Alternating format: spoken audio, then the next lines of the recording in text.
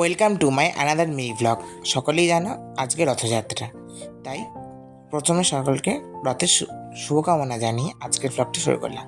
আজকে আমরা যাবো গুপ্তিপাড়ায় রথ দেখতে। তো চল এখন স্টেশনে যাবো, স্টেশনে সরাসরি দেখা যাচ্ছে। তো আমরা স্টেশনে চলে এসেছি, এখানে আমার সাথে আরও কিছু বন্ধুরা যাবে, তারাও চলে এসেছে। এদিকে আমাদের ট্রেনও চলে এসেছে। তো ট্রেনে উঠে পড়ি, ট্রেন থেকে নেমে একেবারে তার রথে গিয়ে দেখা হচ্ছে। মেলায় এখন আমরা চলে এসেছি। এদিকে প্রচুর লোকজনও হয়েছে মেলায়। ওদিকে আকাশে মেঘও করেছে, মনে হচ্ছে কিছুক্ষণের মধ্যেই বৃষ্টি নামবে। আর এমনিতেও আজকে রথের দিনে সবাই জানে বৃষ্টি হয়। তো বৃষ্টির কথা বলতে বলতে এদিকে বৃষ্টিও চলে এসেছে। এদিকে দেখতেই পাচ্ছ যে সবাই ছাতা নিয়ে ঘুরছে। আর ওদিকে ওই যে দূরে রথ এখন প্রস্তুত হচ্ছে রওনার জন্য। তা আমরা জানতে পারছিলাম যে সকালে এসে এখানে একবার রথ টানা হয়ে গেছে, অর্ধেক রাস্তা রথ এসেছে, আর বাকি অর্ধেক রাস্তা এবেলা টানা হয়, যেটা এখান থেকে গুন্দিচা মন্দির অবধি যাবে। তো আমরাও সেই রথ টানার যে সময়টা সেটা আমরা এখন উপভোগ করব। চলো দেখতে থাকো।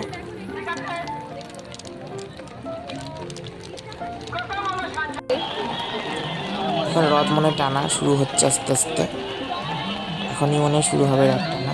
এই যে দূরে রথটা,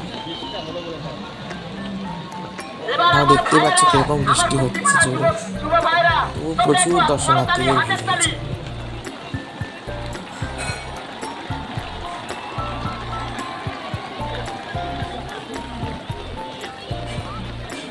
রথের টানা শুরু হয়ে গেছে।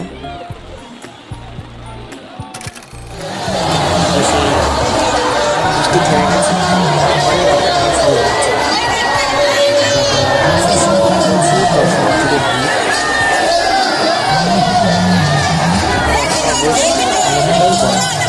রথটি খুব সুপ্রাচীন।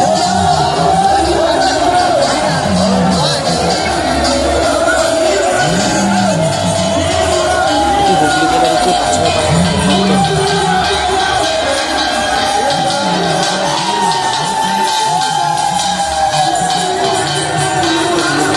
গুন্ডিচা মন্দির দিকে চলে আসছে। তো আমরা মন্দিরে যাব, তোমাদের সাথে মন্দিরে যার আগে আমরা একটু মেলার চারপাশটা একটু ঘুরে নিচ্ছিলাম। মেলাতে বিভিন্ন রকমের দোকান বসেছে, সেগুলো দেখতে দেখতে আমরা গুন্ডিচা মন্দিরে পৌঁছে গেলাম। মন্দিরে এখানে প্রচুর দর্শনার্থী ভিড়। আর ওই যে দূরে মূল মন্দির। আস্তে আস্তে ভিড় ঠেলে এখন যতটুকু সামনের দিকে এগোনো যায় তোমাদের সাথে শেয়ার করবো।